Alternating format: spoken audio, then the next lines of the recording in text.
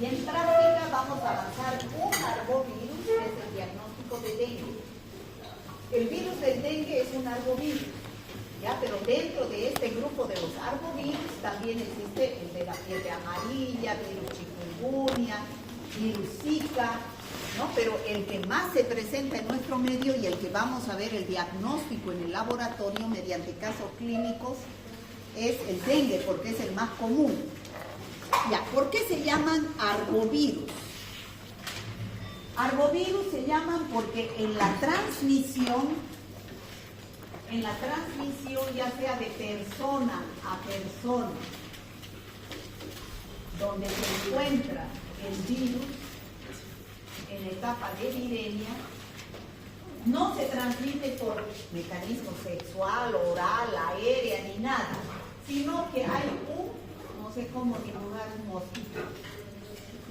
mosquito. Entonces, un mosquito es el que lleva el virus de un paciente enfermo a otro. Entonces, este es el enfermo y este es el susceptible. Es mediante un vector, ¿ya? El vector puede ser un artrópodo hematófago. ¿Qué significa artrópodo hematófago? Que chupa sangre, ¿no? ¿De quién va a chupar la sangre? Va a succionar, no diré chupar, succionar sangre al picar de este paciente que está en estado de viremia circulando el virus. Puede ser cualquier virus que pertenezca a la familia de los arbovirus. No solamente puede ser un artrópodo que puede ser un mosquito, sino también puede ser una garrapata, ¿no? Que sean los que transmiten, que sean los vectores que transmiten los virus de esta familia arbovirus para producir arbovirosis, se llaman las enfermedades. ¿Y cuáles son las arbovirosis? Aquí tenemos al dengue, los más comunes en nuestro medio, la fiebre amarilla, el chikungunya, Zika, mayaro y todas esas enfermedades que son arbovirosis importantes transmitidas por vectores. ¿Ya? Existen más de 350 virus que pertenecen a esta familia, de los cuales 100 pueden producir infecciones en seres humanos. ¿Ya? Pertenecen todos estos arbovirus a varias familias, subfamilias, que serían los flavivirus. Los vectores son garrapatas y mosquitos. Fíjense,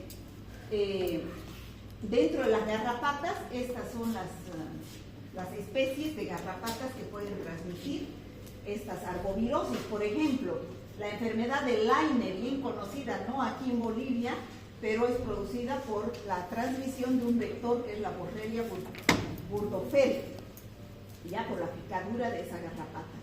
Las demás, o sea, generalmente más son estas enfermedades transmitidas por garrapatas, es más en el África. Nosotros en climas tropicales tenemos más enfermedades transmitidas por mosquitos. Puede ser el anófeles, el culex, el aedes aegypti. Nosotros vamos a ver estas enfermedades virales transmitidas por el mosquito Aedes aegypti o Aedes albopictus, pero del género Aedes. Entonces, repetimos, los arbovirus son virus que se multiplican en un artrópodo hematófago y posteriormente son transmitidos por picadura a un vertebrado. El reservorio del virus puede ser también una vaca, una gallina, un animal, un mamífero, pero él no se enferma. Los animales no se enferman, solamente son reservorios del virus, hacen que el virus se mantenga ahí en estado de reserva para que no desaparezca. Y viene un mosquito y le pica a la vaca que está en estado de viremia, saca y va y pica a un humano y se transmite la enfermedad. ¿Ya? Entonces, son virus que tienen peplómero, tienen forma esférica, o sea, adoptan la morfología de un icosaedro, y su ácido nucleico es ARN. Y como dijimos, los hospederos pueden ser vertebrados o invertebrados. Los vertebrados es el hombre, los mamíferos, aves, que son hospederos, y los invertebrados es el mosquito, ¿no? O la garrapata. Tienen varias familias. Las familias de los arbovirus son la Bunyaviridae, Flaviviridae, Togaviridae.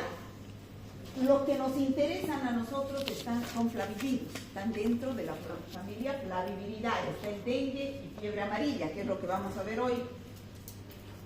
También vamos a ver chikungunya, que está dentro de la familia Togaviridae, ¿no?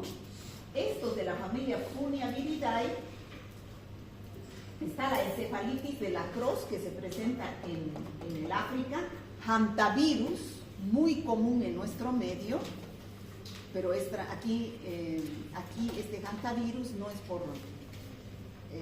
por artrópodo hematófago, sino que es por las heces de un ratón. Y la fiebre de Oropucho. Bueno, nosotros más nos vamos a referir a los flavivirus. ¿Qué tipo de enfermedades producen estos flavivirus? ¿Cómo se manifiestan clínicamente? ¿Qué signos y síntomas pueden producir estos arbovirus? Formas encefalíticas, es decir, que afectan al sistema nervioso. Ya les he dicho que esos son más transmitidos por garrapatas. Está la fiebre de San Luis, la fiebre de la Crohn, la fiebre del Nilo. ¿Qué más se presentan en el África?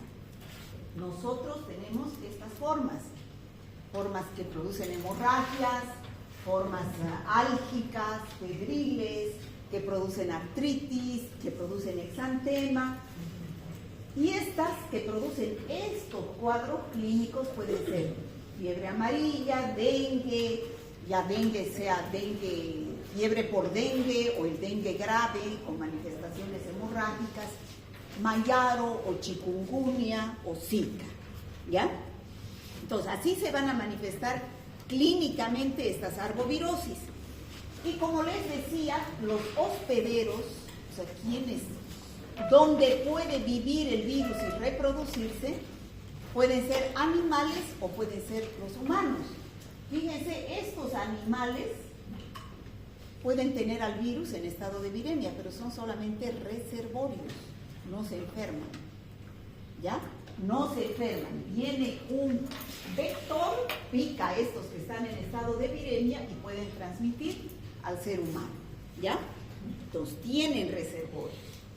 Y de este reservorio, que puede ser aves, mamíferos, que están en estado de viremia, no quiere decir que todas las vacas o todas las gallinas tengan virus.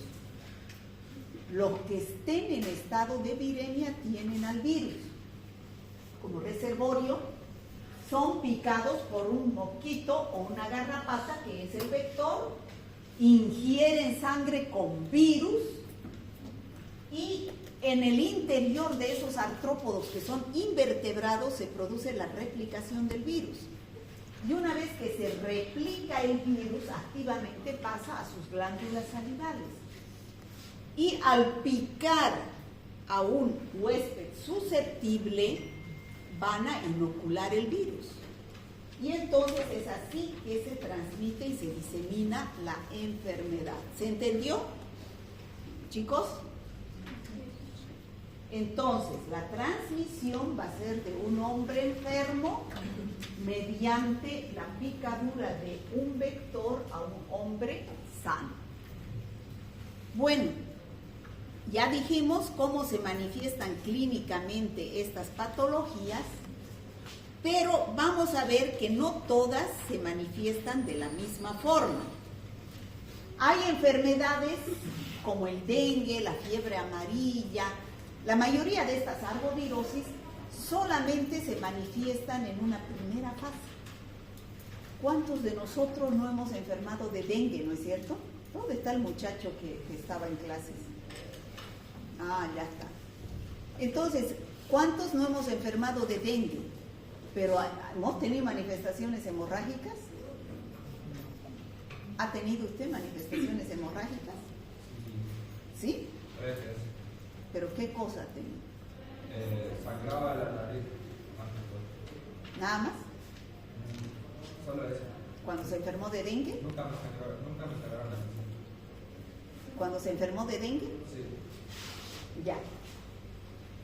La mayoría solamente pasa por una primera fase. ¿Cómo se manifiesta esa primera fase? Es la fase febril. Después de que el virus se multiplica en las células del endotelio capilar o de los ganglios linfáticos, pasa a la sangre produciendo un cuadro benigno, caracterizado por fiebre, mialgias, artralgias, cefalea. A eso se denomina una enfermedad menor.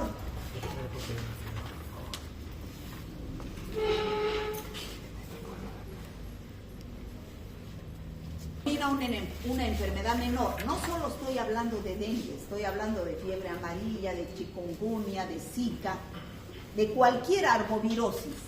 La mayoría de las personas solamente enferman así, una enfermedad menor y se recuperan. ¿Por qué? Porque son inmunocompetentes. Pero ¿qué sucede en algunos inmunodeprimidos o que tienen alguna enfermedad de base? Pasan a una segunda fase que es una enfermedad mayor, donde el virus se localiza en los músculos, en las articulaciones, en la piel y sobre todo en los vasos, produciendo extravasación de líquidos, sobre todo el plasma, y pasa a las vísceras como el hígado y el sistema nervioso central, produciendo encefalitis, produciendo alteraciones en el hígado, en los pulmones, acumulación de líquidos, donde ese paciente ya pasa a ser internado y a recibir un tratamiento más exhaustivo y se llama una enfermedad mayor. Todas las arbovirosis, no todas, la mayoría. ¿Está claro, chicos? Entonces ustedes se van a dar cuenta que en medicina no es 2 más 2 es 4. No es una ciencia exacta. Cada organismo es un mundo y puede reaccionar de diferente manera, ¿no? Puede ser una enfermedad menor o puede irse a una enfermedad mayor. ¿Está claro eso? No podemos decir, tiene mialgias, artralgias, cefalea, fiebre, es dengue. No, tantas enfermedades que pueden tener la misma signo-sintomatología, ¿no? Bueno, resumiendo, estas formas clínicas que presentan las arbovirosis pueden ser nerviosas, es decir, afectar al sistema nervioso dando formas encefalíticas, que generalmente pueden ser transmitidas por mosquitos o por garrapatas. Estas no las vamos a ver porque no se presentan en nuestro medio. Las vamos a ver las formas hemorrágicas, es decir, las que producen hemorragias, y sobre todo las febriles, que son las enfermedades menores, ¿no? Fiebre, algias, exantemas, cefaleas, y ahí tenemos la fiebre por dengue, o la fiebre amarilla en su fase menor. Pero algunos, como ya dijimos, pasan al sistema vascular produciendo hemorragias y entonces se va a producir puede entrar en un shock hipovolémico. Ahí tenemos la fiebre amarilla y el dengue. ¿Ya? ¿Está claro? Entonces ahora recién nos vamos a referir a las enfermedades como las más prioritarias en nuestro medio, que es el dengue de todas las arbovirosis. ¿Me han entendido? Lo que he hecho hasta ahora es solamente explicar tantos virus que pertenecen a esta familia de los arbovirus y las características generales de los arbovirus. Ahora voy a hablar del dengue. ¿Qué es el dengue? Es una enfermedad endémica de climas cálidos y tropicales. O sea, ¿dónde se encuentra la enfermedad del dengue? ¿Habrá en La Paz, en Potosí, en Oruro? Santa Cruz. Son tan felices que ni vi ni mosquitos, ¿no? No hay mosquitos, por eso no hay estas enfermedades. ¿Por qué? Porque no hay el vector. Al vector le gusta vivir en climas cálidos y tropicales, ¿no? Ahí le gusta vivir al vector. Y si no hay vector, no hay enfermedad. Entonces, ¿cuál va a ser el objetivo? Establecer criterios clínicos y de laboratorio útiles para el diagnóstico y manejo de casos de dengue. O sea, ustedes deben salir aprendiendo a diagnosticar de la clase de teoría, complementando con la clase de laboratorio en la tarde con los casos clínicos. Por eso yo les digo, no sé por qué el auxiliar pasa todo el tiempo explicando la parte teórica. Será porque no van a clases, ¿no? La mayoría no vienen a clases teóricas. Pero ellos se pasan explicando la parte teórica y los casos clínicos, que es lo que se debería explicar a la carrera, porque ya se fue el tiempo, ¿no? Yo me canso de decirles casos clínicos. Ellos en teoría ya han escuchado la parte teórica, ¿no? Entonces yo quiero que ustedes en la parte de práctica apliquen estos conocimientos que adquieren en la teoría a resolver problemas de la clínica, que ese es su trabajo de ustedes, ¿ya? Para el diagnóstico y manejo de casos de dengue, alcanzar un manejo dinámico de los casos de dengue con el fin de reducir el riesgo de enfermarse, ¿no? Y de morir por la enfermedad. Entonces, ¿qué es el dengue? El dengue es una enfermedad febril porque empieza con fiebre, infecciosa porque es transmitida por un microorganismo que es el virus del dengue, ¿no? De etiología viral, transmitida por el mosquito. Pero no es cualquier mosquito. A ver, joven, usted, porque está así, ¿qué se llama el mosquito que transmite el dengue? ¿Qué? Aedes aegypti. Es el mosquito que transmite el dengue. ¿Y cuál? ¿Cualquiera? La hembra. La hembra. ¿Y por qué la hembra? Porque tiene la capacidad infecciosa y es la que chupa sangre básicamente. ¿Y el que chupa sangre qué es? Ya no va a decir chupa sangre. ¿Ya? Hematófago. Usted va a hablar así con su paciente que no le entiende, pero aquí tiene que aprender a hablar con propiedad. Hematófago es aquel que succiona sangre, ¿ya?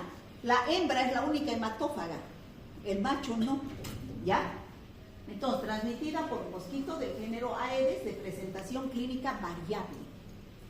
Los que han pasado en el D1 se han podido dar cuenta que no todos se manifiestan de la misma forma, y hemos visto también en las arbovirosis que unos es enfermedad menor y otros pueden pasar a la enfermedad mayor, de evolución clínica poco predecible. O sea, evolucionan clínicamente y hay que hacer seguimiento a un paciente con dengue. ¿Mediante qué?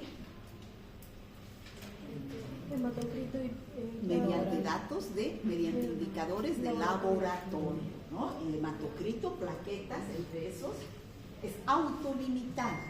¿Qué quiere decir? Que la fase menor es autolimitada. Está un tiempo y se va. Tratamiento sintomático, ¿no? Temporalmente incapacitante, porque el paciente presenta mialgias, artralgias, decaimiento, fiebre, no puede trabajar. Bueno, ese es el agente etiológico, es el virus del dengue, es un virus, ya dijimos, de la familia Flaviviridae, tiene 4 serotipos, dengue 1, dengue 2, dengue 3 y dengue 4, que se cree que la recuperación de la infección otorga inmunidad de por vida por el serotipo por el cual se enfermó. ¿Qué significa eso? Que si yo me enfermo con el serotipo 2, me pica el mosquito Aedes aegypti con el serotipo 2, me enfermo, me recupero y no me enfermo más con el serotipo 2. Puedo volverme a enfermar con el serotipo 1, 3 o 4, pero ya no con el 2. Eso es lo que se cree hasta el momento. Bueno, ese es el mosquito Aedes aegypti, si ustedes lo pueden ver. Es un mosquito que tiene las patas negras con blanco y el abdomen también tiene unas rayas blancas, ¿ya? Fíjense, ahí lo tenemos más grande. Ese es el mosquito Aedes aegypti, que es el virus que transmite no solo dengue, fiebre amarilla urbana, Zika, chikungunya. ¿Ya? Ese es el mosquito que transmite esas enfermedades. Tiene hábitos diurnos. ¿Qué quiere decir? En la noche. Que en la noche no pica. Ya, en la noche duerme el mosquito. A partir de las 4, 5, 6 de la tarde es donde hay que cuidarse de los mosquitos cuando hay epidemia de dengue. La hembra pone sus huevos en superficies de agua limpia. Eso es lo que le gusta al mosquito. Agua limpia, no agua sucia. Sobre todo cuando llueve, ustedes dejan sus vasos de plástico, ¿no es cierto?, tirados ahí en cualquier lugar, se llena de agua de lluvia. Y entonces ese es el lugar apto para que el mosquito ponga sus huevos y proliferen las larvas. Ya en 24 horas ya hay nuevos mosquitos. Bueno, este mosquito se infecta al picar a un humano enfermo, ya dijimos. Ya vive, este mosquito, algo importante también, solamente vive en las áreas urbanas, no vive en el campo. O sea, eso es importante como dato epidemiológico. El mosquito no va a picar en el campo a la gente que vive del campo, ¿no? Porque no hay mosquito. ¿Cómo creen ustedes una persona que en La Paz le vienen las mialgias, artralgias, cefalea, le hacen la prueba de dengue y le da positiva, una IgM positiva? ¿Qué pasó con esa persona? Puede ser que haya viajado, digamos. Ha venido a Santa Cruz, se hizo picar con el mosquito y se fue con su virus a La Paz. Y ahí se manifestó la enfermedad, ¿no es cierto? Pero y ahí esa persona continúa contagiando y está llevando el virus. No, porque ahí no va a haber más mosquito, ahí se acabó la enfermedad. No hay mosquito que pique, que la pique para transmitir la infección, ¿ya? Por eso es que es endémica la enfermedad en la media luna, ¿lo ven, no? Así como es el país políticamente, ¿no? ¿Qué parecido tiene o no? Sí. ¿Qué dice usted? ¿Por qué es parecido? ¿Dónde está usted? A ver, dime, ¿dónde está usted? En Santa Cruz. ¿Qué estoy preguntando? ¿Ah? Ya. Parecido a lo que es políticamente, ahí vive el mosquito, hasta el mosquito le gusta vivir aquí. ¿O no? Bueno, la hembra generalmente vuela dentro de un área no mayor a los 50 metros de donde emergió, ¿ya? Y en condiciones favorables podrían volar 3 kilómetros para buscar un sitio donde depositar sus huevos. Ya hemos dicho que depositen las aguas limpias. Después de 24 horas el adulto ya es capaz de reproducirse. Naturalmente son capaces de vivir aproximadamente entre 30 y 35 días. El mosquito. Ahí tenemos el mosquito y aquí tenemos, como les decía, el ciclo de transmisión que ya lo expliqué ahí. Tenemos el mosquito sanito. Viene y le pica a esta persona que está en estado de viremia. Succiona sangre con el virus y el mosquito se infecta. Este mosquito infectado replica el virus en su interior y pica a un huésped susceptible. Y entonces se enferma el huésped susceptible y así continúa el ciclo. Viene otro mosquito sano, le pica a este enfermo y así sigue el ciclo. ¿Se entiende? Bueno. A ver, el periodo de incubación es de 7 días. ¿Qué quiere decir? Desde que me picó el mosquito, me introdujo el virus, me inoculó el virus, pueden pasar hasta 7 días hasta que yo presente el primer signo y síntoma. ¿Cuál es el primer signo? Fiebre, ¿no? Pero, fíjense, aquí tenemos los días de la enfermedad, ¿no? Aquí fue la picadura, aquí está el periodo de incubación, 7 días, y después empieza el periodo de viremia, el virus está en sangre. Estoy con fiebre, mialgias, artralgias, cefalea, se manifiesta la enfermedad. Si estoy aquí en este estado de viremia, el virus está en mi sangre, ¿no es cierto? ¿Hasta qué día más o menos está en mi sangre? Hasta el 5.º día. Hasta el 5.º día. Entonces, ¿cómo yo puedo saber si el paciente está con esta clínica que es dengue. ¿Qué debo pedir? ¿Diagnóstico directo o indirecto? Directo. ¿Por qué? Porque el virus está en sangre, estado de viremia. ¿Qué debo pedir? PCR o el antígeno NS1, que es una proteína que está en el virus del dengue. Pasado este momento, ya empiezo a producir anticuerpos. A partir del 7º día ya empiezo a producir IgM y después aparece la IgG y me curo, entro en una etapa de recuperación o convalecencia. ¿Está claro? Sí. Pero no todo sucede así, ¿no es cierto? Depende del paciente. Hay pacientes que no se recuperan y entran en una etapa crítica. Si recibe un buen tratamiento, se cura, y si no recibe un buen tratamiento, se muere, ¿no? Hay muchas muertes por dengue. El periodo de la enfermedad en una persona normal dura de 5 a 7 días y la convalecencia de 7 a 14 días. Eso es en una enfermedad menor que todos hemos pasado alguna vez. En la gran mayoría de los casos es una enfermedad autolimitada. ¿Qué quiere decir? Que viene y se va de por sí, tratamiento sintomático, ¿no? Se cura sola. Hay casos de dengue grave que pueden llegar a ocasionar la muerte, lo que les decía, dependiendo de qué, del tipo de paciente. Si tiene alguna enfermedad de base, si es un inmunodeprimido, con un tratamiento adecuado en ese paciente, el porcentaje de letalidad es bajo, es decir, la gravedad es baja, el 1%. Y si el paciente no es tratado oportunamente, 15% pueden llegar a morir, ¿no? El paciente entra en choque por extravasación del plasma. Si no es tratado oportunamente con transfusiones sanguíneas, con hidratación, hay extravasación del plasma hacia el espacio intersticial y el paciente entra en un estado de shock hipovolémico, ¿no? Y se dañan y tienen fugas en el torrente sanguíneo, disminuye la cantidad de plaquetas y empieza a producirse las hemorragias.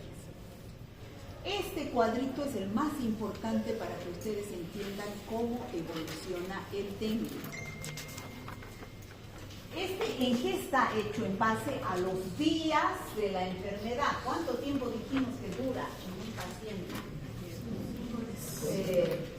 A los 10, 12 días, 14 días ya está en recuperación. Pero no todos evolucionan igual. ¿Cómo debemos nosotros? Esto es lo que ustedes tienen que saber para diagnosticar bien un dengue, ¿ya? En base a los días de la enfermedad. Hemos dicho que el periodo de incubación es 7 días. Aquí está el periodo de incubación. El día 1 es el que aparece la fiebre. 40 grados, fiebre. Ese es el día 1.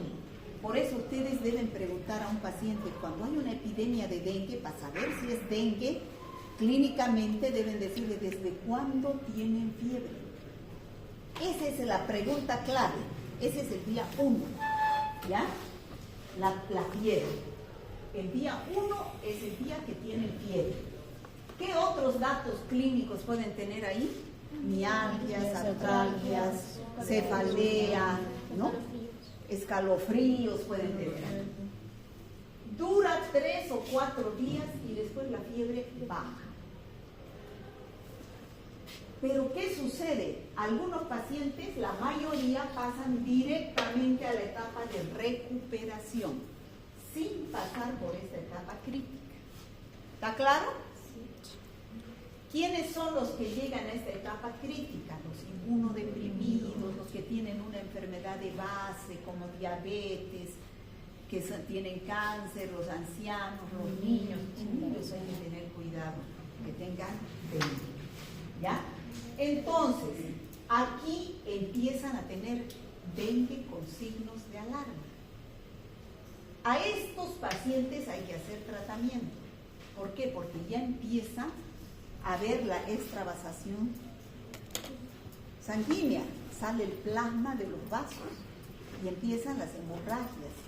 El virus se localiza en los órganos, ¿no? Hay acumulación de líquido en los pulmones, tiene dificultad respiratoria y pasa a esta fase crítica donde hay falta de funcionamiento de los órganos vitales, el hígado, los pulmones, ¿no? Entonces, aquí es donde el paciente tiene que internarse y recibir un tratamiento y un seguimiento bien exhaustivo. Si se hace un buen tratamiento de ese paciente en etapa crítica, sale y se recupera. Si el paciente no se interna cuando está acá, se muere. ¿Por qué? Porque se muere de hemorragias, shock hipovolémico. Bueno, ahí es la clínica. Eventos clínicos potenciales que se deshidratan. ¿Qué hay que hacer? Hidratar. Aquí entra en un estado de shock o hemorragias, hay que hidratar, hay que reponer electrolitos, a veces hay que hacer transfusiones sanguíneas, ¿no? El laboratorio.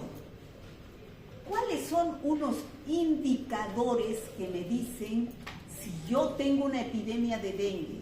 Quiero saber cómo está el paciente, no qué tiene el paciente. ¿Cómo está el paciente? ¿Qué debo pedir? Dos indicadores importantes, hematocrito, que está en el hemograma, y las plaquetas. ¿Qué sucede en un paciente con dengue, fiebre por dengue? Están normales, pero ¿qué sucede en un paciente que está entrando a esta etapa crítica? Esa extravasación del plasma que sale de los vasos al espacio intersticial hace que suba el hematocrito porque hay hemoconcentración y bajen las plaquetas. Hay plaquetopenia y hemoconcentración. Entonces, a estos pacientes tienen pronóstico malo, ¿no? Entonces, ¿qué debo pedirles como médico cada 6, 8, 12 horas? Hematocrito y plaquetas. Si ese hematocrito sigue subiendo y las plaquetas siguen bajando, ¿cómo es el pronóstico? ¿Cómo es? ¿Bueno o malo? Malo. Pero si ya mejora el hematocrito, ¿cómo va a ser ese hematocrito? Disminuye y las plaquetas aumentan, ¿no? Eso es signo de buen pronóstico. Entonces, si yo quiero ver cómo está el paciente, cómo está funcionando el paciente, cómo está yendo con mi tratamiento, yo debo pedir estos dos indicadores de laboratorio, hematocrito y plaquetas. Son para hacer seguimiento, pronóstico. Yo pregunto eso en los exámenes. Pero para saber si tiene dengue, para hacer diagnóstico de dengue, o sea, para saber si este paciente tiene dengue, eso es diagnóstico. Si tiene dengue, es diagnóstico. ¿Yo debo pedir hematocrito y plaquetas? No. ¿Qué debo pedir al laboratorio? Buscar al virus o los anticuerpos que produce mediante métodos directos o indirectos. Por eso aquí dice serología y virología. Si aquí en la primera fase está en estado de viremia, entonces, ¿qué voy a pedir como médico para saber si el paciente tiene dengue? PCR. Buscar al virus, PCR o antígeno NS1. ¿En qué muestra? Sangre, viremia. Pero después desaparece ya el virus. El virus se va a otros lados, se va a los órganos. Y entonces ya no puedo pedir cuando está después del cuarto o quinto día, ya no puedo pedir esas pruebas porque me van a dar negativo. Y entonces no le puedo decir al paciente no tiene dengue. ¿Qué es lo que está pasando? Está empezando a subir sus anticuerpos. Entonces, a partir del cuarto, quinto día, ¿qué debo pedir? Prueba serológica. Serología. Fíjense, a partir del sexto día, recién la IgM va a dar positiva. a partir del 6º día. Se mantiene, dice, unos 3 meses y después baja la IgM. Pero la IgG se mantiene de por vida del paciente. ¿Eso les queda claro? Sí. Entonces es muy importante los días de la enfermedad. Cuando tengan un paciente con dengue, pregúntenle desde cuándo tiene fiebre. Entonces ustedes lo primero que hacen, a ver, hace 10 días. Entonces, ¿qué le debo pedir? ¿PCR? Serología. No, me va a dar negativo. ¿Qué debo pedir? Serología. ¿Y cuál es la importante ahí? ¿IgM o IgG? IgM. IgM. Y si la IgM me da negativa y la IgG solamente me da positiva, ¿qué significa? Que yo hubo contacto con... Que no es dengue. Que no es dengue. Que ese paciente no está en contacto reciente con dengue, sino es un paciente que ya enfermó de dengue hace tiempo. Si él está diciendo hace 10 días estoy con fiebre, es cualquier otra enfermedad febril que hay que buscarla. ¿Se entiende? Sí. Ya. Entonces, este cuadrito es importantísimo, chicos, que ustedes aprendan. A ver, el curso de la enfermedad del dengue tiene 3 etapas. Etapa febril, fase crítica y recuperación. ¿Eso está claro? Sí. En la etapa febril es única en la mayoría de los enfermos. Hemos tenido dengue y solamente hemos pasado por la fase febril. El dengue, el primer día que el paciente no tiene fiebre, es el día de mayor riesgo. ¿Por qué? El hecho que desaparezca, ya no tiene fiebre, está mejor, eso está mal. Puede estar pasando a la etapa crítica, con complicaciones. Y esa etapa crítica coincide con la extravasación del plasma y su manifestación más grave es el shock hipovolémico. Hemorragias digestivas, gingivorragias, epistaxis, hematemesis, melenas, metrorragias. Entonces el paciente empieza a perder sangre. Por consiguiente, sube el hematocrito y las plaquetas bajan. Esos son los indicadores de laboratorio que me dicen que estoy en un dengue grave. Y la etapa de recuperación. Ya vuelvo a repetir, algunos de aquí pasan directo aquí. Y el periodo en que el paciente debe eliminar fisiológicamente el exceso de líquidos que se había extravasado en el caso de que hubiera pasado por la etapa crítica. Bueno, esta etapa febril, ¿cuánto tiempo dura? 2 a 7 días. Fiebre, exantema, eritema, mialgias, artralgias, cefalea, dolor retroocular, duele aquí el ojo, ¿no? Trastornos, pueden haber náuseas, unas diarreas, y la prueba del torniquete es positiva. Les he mandado yo un video para que vean cómo se hace la prueba del torniquete. Ustedes la deben hacer. En la primera consulta del paciente, si quieren saber si quieren tener algún indicio de que pueda ser dengue, ¿han visto el video que les he mandado? ¿No han visto? ¿Y por qué no lo ven? ¿No tienen interés? ¿O no les he mandado? Salimos de práctica. No lo mandó, pero... ¿Alguien lo ha visto? En la formación de Pendequia en el brazo. ¿Lo he mandado el video o no he mandado? Sí, mandó. Véanlo. Es bueno ver un video, ya que los auxiliares no tienen la intención de explicar, pero es bueno que lo aprendan. ¿Ya? Vean lo que se les manda. Yo lo que les mando es para que lo vean, les va a servir para aumentar sus conocimientos. Ya, entonces la prueba del torniquete va a dar positiva y signos y síntomas inespecíficos. Puede ser cualquier enfermedad con esta clínica. ¿Cuál es el tratamiento? Difícil es diferenciar de otras enfermedades febriles agudas. Hasta gripe puede tener este cuadro, ¿no? El paciente hay que dar solamente paracetamol, tratamiento sintomático, hidratar al paciente, no se asocia a taquicardia y dura menos de 7 días, ¿no? Esos son los signos y síntomas clínicos de un paciente con dengue, ya lo dijimos. Bueno, la fase crítica, que es la del medio, del 3er al 7º día, ¿no?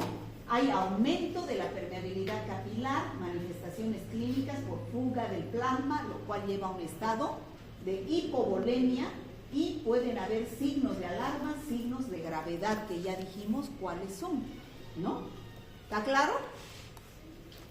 Pero aquí está más claro.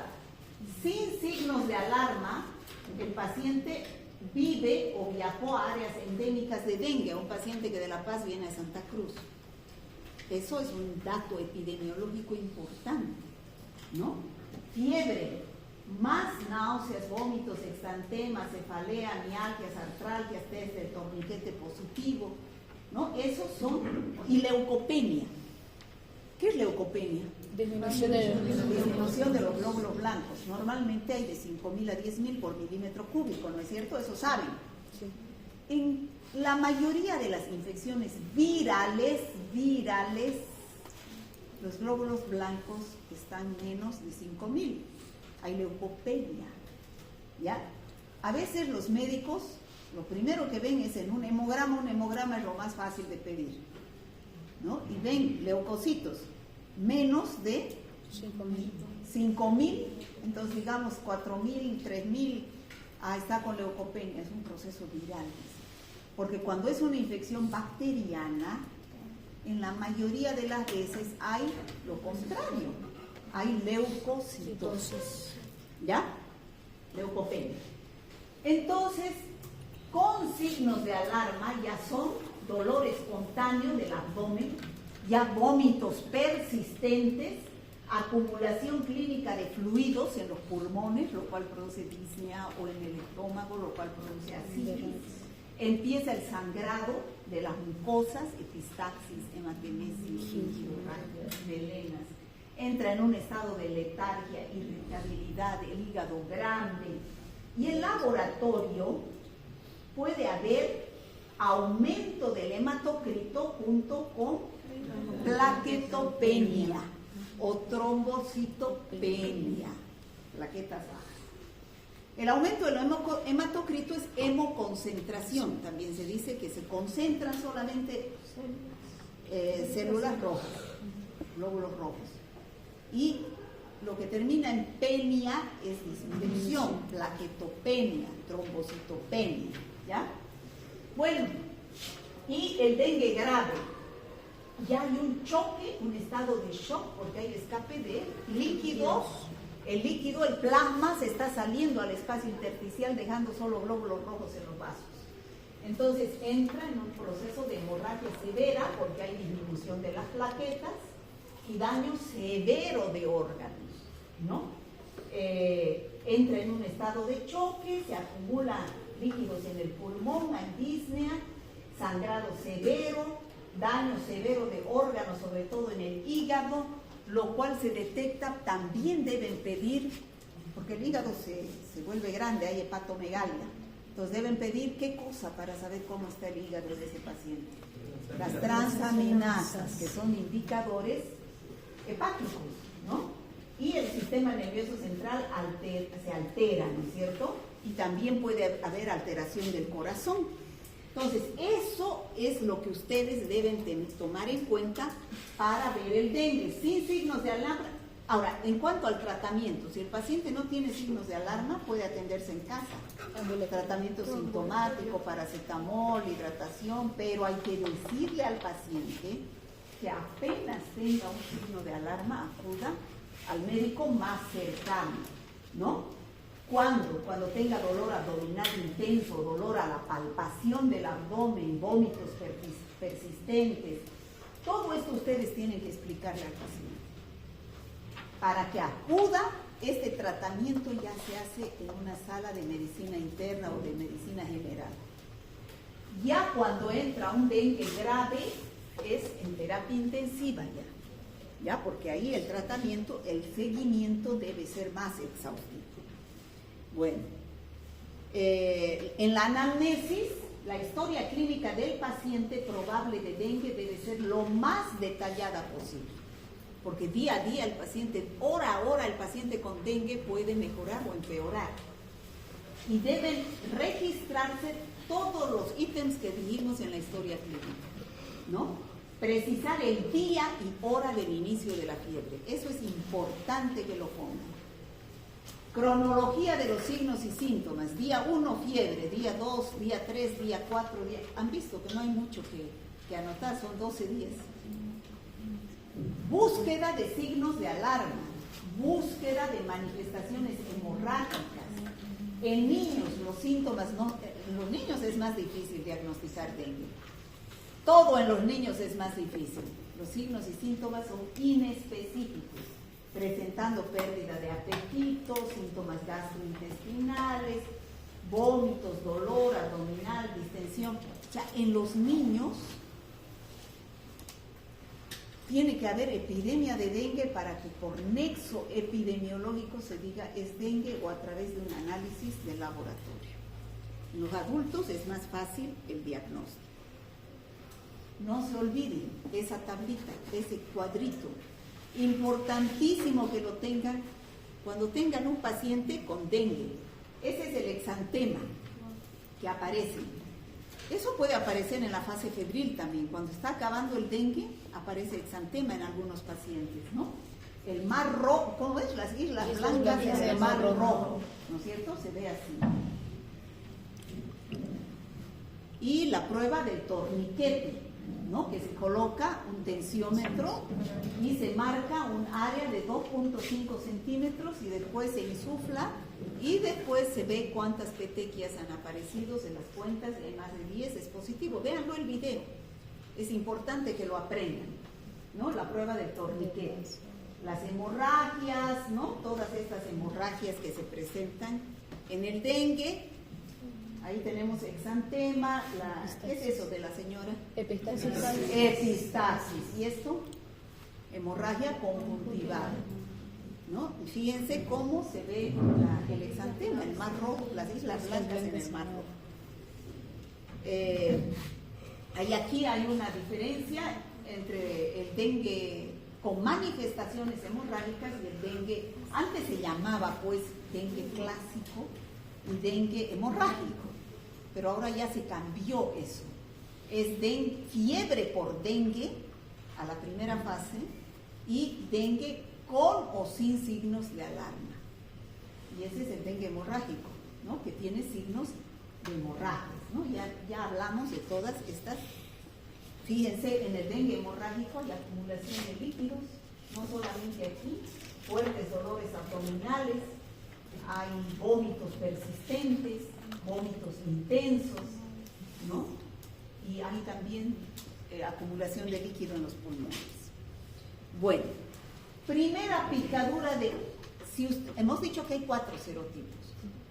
Si la primera picadura de un mosquito que tengamos es con el serotipo 3, por ejemplo, entonces en mi organismo me enfermo y en mi organismo se forma un anticuerpo neutralizante. Estoy inmunizado para ese serotipo 3. Ya no me enfermo con ese serotipo 3. ¿Se entiende? Y dice que después que me curo de este serotipo 3, puedo quedar con inmunidad, pero no muy duradera, contra los otros serotipos. Pero eso no es por siempre. Contra el serotipo 3, sí. En una segunda picadura por un mosquito infectado, si me inyecta el serotipo 1, yo no tengo esos anticuerpos de esta enfermedad anterior. Solamente tengo anticuerpos contra el serotipo 3. Entonces, ¿qué es lo que sucede? Me vuelvo a enfermar y hay el riesgo de que sea más grave que la primera vez. Hay un aumento, daño de plaquetas, daño del endotelio, hay extravasación, o sea, hay más riesgo de que yo pase a un dengue grave, ¿no? De que sea un síndrome de choque por dengue. Bueno, repasamos. ¿Cómo hago el laboratorio para diagnóstico de dengue? ¿Qué debo pedir? Esto lo insisto porque este es el objetivo de mi materia. Enseñarles a ustedes qué es lo que deben pedir. ¿Qué es lo que deben pedir de laboratorio en casos clínicos de dengue? Cuando tengan pacientes, no solo de dengue, de todas las enfermedades. Pero ¿qué es lo que sucede? A ver, los auxiliares, como saben tanto, porque llevan otras materias donde vuelven a ver lo mismo, pero desde otro nivel, explican la fisiopatología de las infecciones.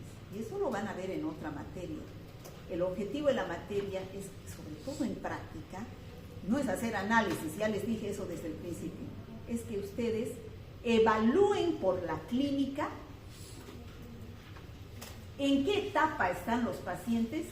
La anterior semana vimos hepatitis. ¿En qué etapa están los pacientes para saber qué pedir? No se pide lo mismo, ¿no es cierto? Ya han visto en hepatitis, ya han visto en gripe. Y en todas las enfermedades, de acuerdo a la etapa, a la clínica en la cual está. Primero, ¿qué es lo que hago? Recibo al paciente, evalúo la clínica y determino por mis conocimientos teóricos en qué etapa está el paciente. De acuerdo a eso, yo sé qué pedir en el laboratorio. Si pido mal, hago un mal diagnóstico, ¿ya? Entonces, si el paciente está de menos de 7 días de la aparición de los síntomas, entonces está en un estado de epidemia. ¿Qué debo pedir? PCR, que detecta el genoma viral, antígeno NS1, y a partir del 5.º día puede aparecer la IgG, no siempre.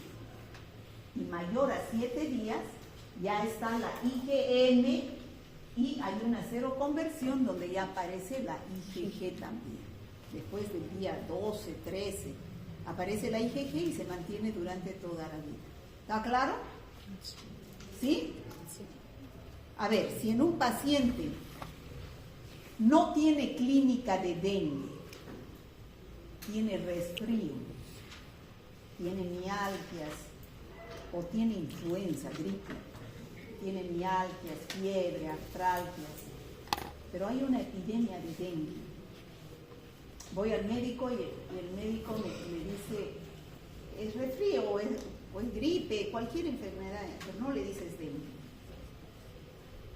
Pero por si acaso, a ver, te sacaré una prueba para dengue. Le pide serología para dengue.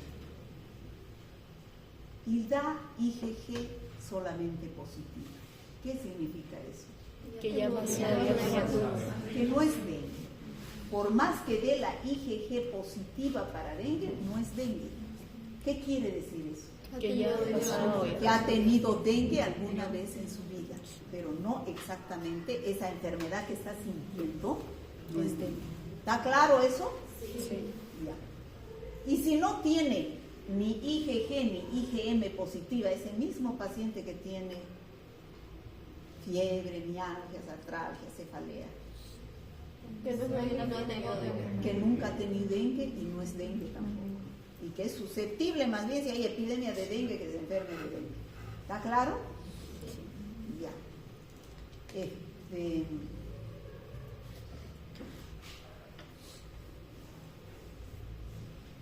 Esa es la ficha epidemiológica que ustedes deben llenar cuando sospechen de un paciente que tiene cualquier signo y síntoma febril, porque se parecen tanto las enfermedades virales. Díganme, ¿la fase febril no se parece a una gripe? Sí. ¿No se parece a una hepatitis A en sus primeros días? Entonces, ¿qué es lo que hay que hacer? Hay que hacer diagnóstico diferencial con malaria, con dengue, con fiebre hemorrágica, con leptospirosis, con sarampión, con rubeola. Casi todas presentan la misma clínica. Entonces, impresión diagnóstica, o sea, diagnóstico presuntivo. Entonces, el laboratorio, esto va a Cenetrop. El laboratorista de Cenetrop entonces analiza esto. A ver, ¿qué datos clínicos claves hay? Fiebre, lo más importante, fecha de inicio. Él también analiza, no solamente hace los análisis, analiza. Por eso se llama ficha epidemiológica de síndromes febriles. ¿Qué enfermedades producen fiebre y tienen más o menos las mismas signo-sintomatología? Entonces, no buscan solo dengue, pueden buscar también cualquiera de estos cuadros. Por ejemplo, esto es importante. ¿Viajó en las últimas 3 semanas? Sí, viajó. ¿Dónde? A Santa Cruz, puede ser dengue. Sí, viajó. ¿Dónde? Fui a cazar a la selva, ¿puede ser dengue? No. Porque el mosquito, el dengue, no vive en la selva. puede ser fiebre amarilla, ¿no? O puede ser paludismo, ¿o no? Sí.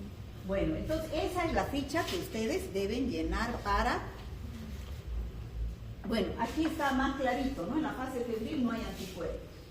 Y en la fase crítica empieza, o sea, a partir del cuarto o quinto día, el día 7, 6, 7 empieza la IgM y se mantiene la IgG durante toda la vida del paciente.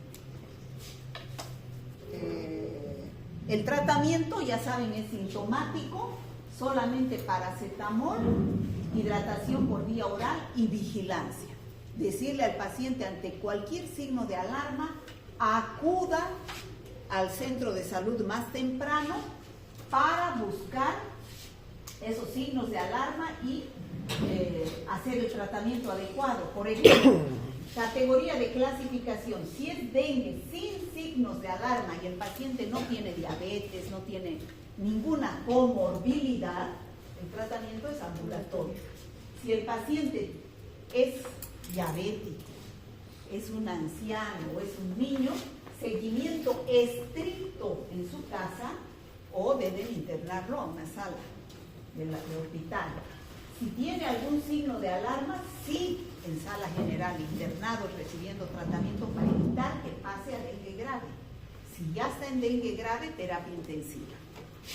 Y es así que se clasifica al dengue en grupo A, grupo B, grupo C, de acuerdo a la clínica, a los datos de laboratorio que ya hemos hablado. Este es el resumen. Aquí donde dice hemograma se refiere a hematocrito y plaquetas. ¿Ya? Hematocrito, porque un hemograma, ¿han visto qué es un hemograma en alguna materia? ¿O no? ¿No? ¿Qué es un hemograma? Se saca sangre. ¿Y qué es lo que investigan? La serie roja y la serie blanca. En la serie roja está la cantidad de glóbulos rojos por milímetro cúbico, está el hematocrito, está la hemoglobina, el volumen corpuscular medio, la hemoglobina corpuscular media, Y en la serie blanca están los glóbulos blancos por milímetro cúbico, de ahí eosinófilos, basófilos, neutrófilos, callados y todo eso, ¿no? Entonces, aquí en el hemograma ya está el hematocrito, pero hay laboratorios que no está dentro del hemograma las plaquetas. Entonces, ¿qué es lo que hay que pedir? Aparte, hay que pedir recuento de plaquetas, porque es importante, ¿no? Entonces, aquí esto yo lo saqué textualmente de un libro, pero yo considero que aquí está mal esto, hemograma y hematocrito no, hemograma y plaquetas, porque dentro del hemograma está el hematocrito, pero no están las plaquetas. ¿Está claro, dengue? Sí. Ya, entonces ahora pasamos a fiebre amarilla, que es otra arbovirosis. Pero fíjense, chicos, la fiebre amarilla también es transmitida por un mosquito, pero hay fiebre amarilla selvática, se origina en la selva, no se origina en las ciudades, como el dengue. La fiebre amarilla hay selvática y hay fiebre amarilla urbana. La fiebre amarilla selvática está, ¿dónde está el virus? Está en los monos.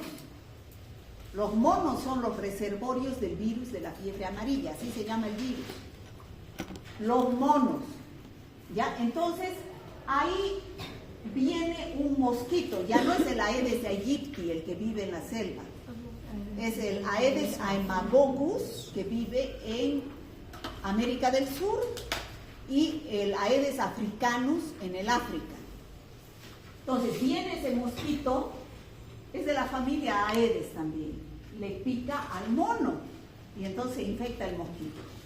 Ese mosquito infectado va y pica a un hombre que va a la selva. ¿Quiénes se internan en la selva?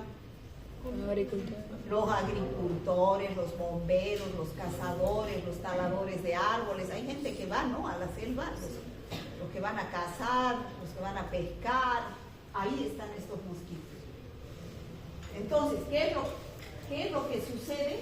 Le pican a ese hombre que se interna en la selva, le introducen, le inoculan el virus y enferma de la fiebre amarilla selvática. ¿Y qué sucede? Ese hombre está en su etapa febril, en su etapa de viremia y regresa a la ciudad. ¿Y qué pasa en la ciudad? Está en su estado de viremia, con fiebre y todo lo demás, y ahí está el Aedes aegypti. Y ese Aedes aegypti viene y le pica a este hombre que ha llegado de la selva y da la fiebre amarilla urbana. ¿Está claro, chicos? Sí. Entonces, ¿cuál es el vector en la transmisión de la fiebre amarilla selvática? Aedes Aemagogus en América del Sur y el africanos en el África. ¿Y cuál es el vector en la fiebre amarilla urbana? Aedes aegypti. Aedes aegypti. O sea, que es importante preguntar epidemiológicamente a un paciente con sospecha de fiebre amarilla. Si ha viajado. Si ha ido a la selva, si ha ido a cazar, si ha ido a, ¿no? Se ha internado en la selva. Hasta los bomberos que están en esos lugares pueden agarrarse una fiebre amarilla, ¿no? Entonces, existe, dice, la naturaleza de dos ciclos de transmisión. El selvático, que es en el que intervienen los mosquitos Aedes, de que inoculan a los monos, y el urbano, en el que intervienen los seres humanos y el mosquito Aedes aegypti, ¿no? Ahí tenemos el Aemagogus y aquí tenemos el Aedes aegypti, en la fiebre amarilla urbana. En este selvático es del mono al hombre a través del Aemagogus. En el urbano es del hombre a través del Aedes aegypti. Entonces, aquí está explicado de otra forma. Tenemos el selvático en la selva, Aedes aemagogus, y al hombre. Y el urbano, donde ya vive la Aedes aegypti en la ciudad, y involucra a el que vive en estos lugares, ¿no? Donde hay agua. Agua limpia es. Bueno, en estas épocas, ayer ha llovido, ¿no? Sí. Y hay varios Recipientes. que ustedes tiran, los vasos de comen, que están ahí, están con agua. Ahí es donde prolifera el mosquito. ¿Ya? Por eso es que en época de lluvia proliferan los mosquitos, ¿no? Y hay transmisión de hombre a hombre en las ciudades. Y vienen epidemias de fiebre amarilla. Bueno, ¿y qué es la fiebre amarilla? ¿Cómo se manifiesta clínicamente? En la primera etapa, igualita al dengue, igualita a la influenza, fiebre, mialgias, artralgias. ¿Qué es lo que debe llamar? Por eso se llama fiebre amarilla. Un signo característico es la ictericia, pero hay que hacer diagnóstico diferencial con hepatitis, ¿no? Ictericia. Luego de 2 semanas de iniciados los primeros síntomas, más 1, también produce hemorragias. Epistaxis, hematemesis, hemorragias. Y esa es la fase tóxica de la fiebre amarilla. Muerte en 3 semanas luego de la instalación de la enfermedad, ¿no? Es grave la fiebre amarilla. Entonces, ¿cómo es el diagnóstico clínico? Hay la enfermedad menor, como en todas las arbovirosis, que es la más frecuente, que al picar el mosquito y después de un periodo de incubación de 3 a 6 días se presenta fiebre, malestar, cefalea, fotofobia, mialgias, artralgias, anorexia, náuseas, vómitos. ¿Se parece o no se parece al dengue? Sí. Igualito, ¿no? La duración de este cuadro es de 1 a 3 días. Está en fase virémica, puede pedirse una PCR y durante este periodo los mosquitos pueden infectarse mediante ese alimento. Cuando mientras se alimentan. Un 15% pasa a la forma grave. Esa forma grave continúa la fiebre, la cefalea, mialgias y pasan a la fase tóxica, donde aparece la ictericia y las hemorragias, ¿no? ¿Está claro? Generalmente los pacientes con fiebre amarilla llegan a salas ya del hospital, a terapia intensiva porque vienen del campo. Como les decía, hay que hacer diagnóstico diferencial con hepatitis A, malaria, leptospirosis, dengue hemorrágico, o sea, dengue con manifestaciones hemorrágicas, ¿no? O sea, hay que hacer diagnóstico diferencial. ¿Quién es el que específicamente nos dice es dengue, es fiebre amarilla? El laboratorio, la PCR. Si yo quiero saber qué serotipo de dengue, es PCR que debo pedir, no antígeno NS1. El antígeno NS1, como les he mandado el video, solo nos dice es positivo o es negativo, pero no nos dice es dengue 1, dengue 2, dengue 3. ¿Se entiende? ¿Ya? Bueno, ¿quién nos hace el diagnóstico de fiebre amarilla? En Santa Cruz solamente Cemetro. No existe tratamiento antiviral, el tratamiento es sintomático y el manejo de pacientes graves deben realizarse en terapia intensiva. Esos pacientes ya llegan mal del campo porque en el campo no le dan importancia. Ya entra el paciente en un estado ya de ictericia, hemorragias y en estado grave. ¿Cuáles son las medidas de control? Bueno, en todas estas enfermedades, pues, ¿qué hay que hacer? Si no hay vector, no hay dengue, no hay fiebre amarilla, no hay chikungunya. Entonces, ¿dónde hay que romper la cadena epidemiológica? ¿Dónde debemos romper la cadena epidemiológica? Antes que se me duele. Pero, ¿dónde hay recipientes de luz de agua? En el vector. Eliminar al vector. ¿Cómo vamos a eliminar al vector? Fumigando, vaciando los recipientes donde crecen estos vectores, ¿no? ¿Y qué tenemos que hacer como personal de salud? Educar y sensibilizar a la población que no tengan en sus casas. ¿Cuántas veces este año no ha habido mingas? El año pasado hemos hecho una minga para dengue porque había epidemia de dengue. Entonces entrábamos con los estudiantes a las casas, se los botábamos esos recipientes de agua donde acumular y decirles, ellos no saben que ahí es donde está el dengue, no el dengue, ahí está el mosquito. No, entonces, donde se crían esas larvas hay que poner insecticida, destruir las larvas, ¿no? Fumigar, y hay vacuna para el dengue, pero no la tenemos en nuestro medio. Pero sí hay la vacuna para la fiebre amarilla, eso sí tiene el país. El otro día en la feria que ha habido, estaban vacunando los del CEDES, creo que era, o aquí del Centro de Especialidades Médicas de acá de La Gabriela. Estaban vacunando para fiebre amarilla, ¿no fueron a hacerse vacunar? ¿Son antivacunas ustedes? ¿Son? ¿No creen en las vacunas? ¿No? Tienen que creer en las vacunas. ¿Cómo no van a creer? Eso no cree, yo creo, la gente ignorante, ¿no? Que las vacunas han salvado de hartas enfermedades a la humanidad. Esa vacuna para la fiebre amarilla fue descubierta en el año 1937. Y, por ejemplo, hay lugares, nosotros somos un país, Santa Cruz es endémico de fiebre amarilla. Entonces, si viajamos a un lugar donde no hay fiebre amarilla, nos exigen el cartón que diga que somos vacunados contra la fiebre amarilla para no llevar el virus allá, ¿no? Entonces, eso es mediante la vacunación.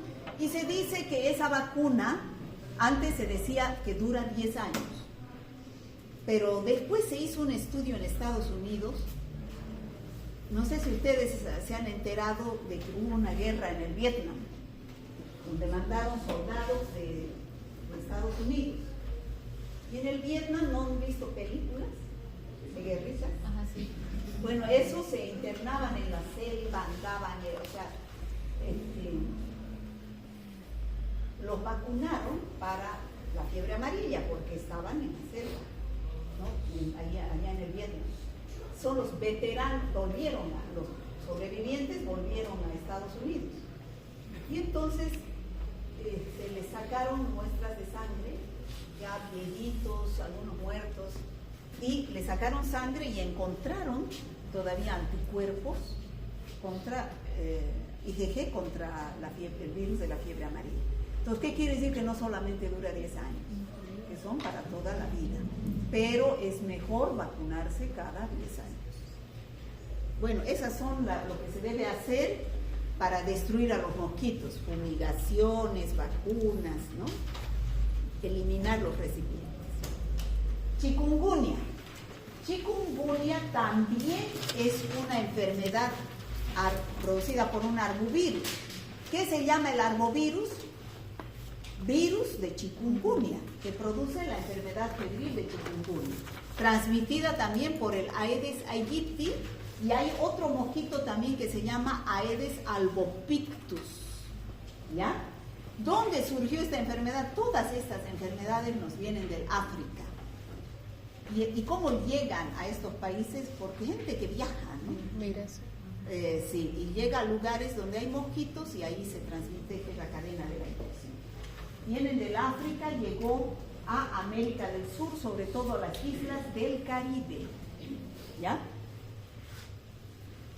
Yo nunca me voy a olvidar de chikungunya, nunca había escuchado yo. Y estaba en el año 2013, llegó a América, a las islas del Caribe.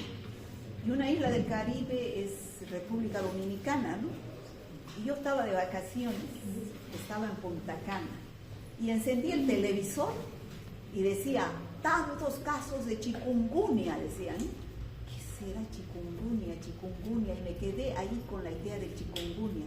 Ahí empezaron en las islas del Caribe, es donde se manifestó por primera vez en el año 2013 el chikungunya, y yo pensé que era quechua, y había sido un idioma africano. Viene es una voz del idioma Kimakonde del África, que quiere decir doblarse. ¿Por qué? Porque este virus afecta, además de mialgias, cefalea, más afecta a las articulaciones. Entonces, el paciente se dobla. ¿Qué es hora? Sí, ya son las Son las 1:05. 1 y 1. una. ¿La 1? Sí. ¿Y tienen a la 1 clases? Sí. ¿De qué? ¿En esta aula? Bueno, estos son los signos y síntomas de las artralgias, mialgias. Bueno, y este es el agente causante, que es el Aedes aegypti, pero también es el Aedes albopictus. ¿Cómo se hace el diagnóstico? Mediante serología cuando ha pasado más tiempo, lo mismo, y la PCR en la etapa aguda. El tratamiento, no hay antiviral, el tratamiento es sintomático. Y entonces, ¿qué es lo que hay que hacer en todas estas enfermedades si los pacientes llegan a las salas? Colocarles mosquiteros, porque pueden estar en estado de viremia y contagiar a otros pacientes. Esto es lo que hay que eliminar, ¿no? Todas esas cosas, ¿no? Todo, esos son mingas que se han hecho con los estudiantes eliminando larvas. Y el Zika también es una enfermedad viral. En el año 1947 también nos viene del África y llegó al Brasil. El Zika es menos grave que chikungunya, que dengue. De todas estas, la más grave es el dengue, ¿ya? Y tras la picadura también del mosquito Aedes aegypti. Mialgias, artralgias, cefalea, pero ¿qué es lo más grave? El Zika en la embarazada. La embarazada, ese bebé puede tener microcefalia, ¿ya? Y ahí es una diferencia entre Zika, dengue y chikungunya, ¿no? ¿Qué es el dengue? La fiebre alta, mialgias, artralgias y el problema que pase a un dengue grave. Chikungunya, las artralgias con más manifestaciones. Y en el Zika puede haber conjuntivitis de diferencia, ¿no? Puede tener conjuntivitis, además de las mialgias, artralgias, pero mucho menos leve que el dengue. De todas estas, el más grave es el dengue. Entonces, hay que hacer también diagnóstico diferencial con influenza, ¿no? Porque la mayoría son los mismos signos y síntomas. Bueno, ¿qué más? Tratamiento sintomático. ¿Puedo contagiarme varias veces de Zika? No. Una sola vez deja inmunidad para toda la vida. Bueno, y no se olviden que estas arbovirosis son los mosquitos. Si no hay mosquitos, no hay ni dengue, ni Zika.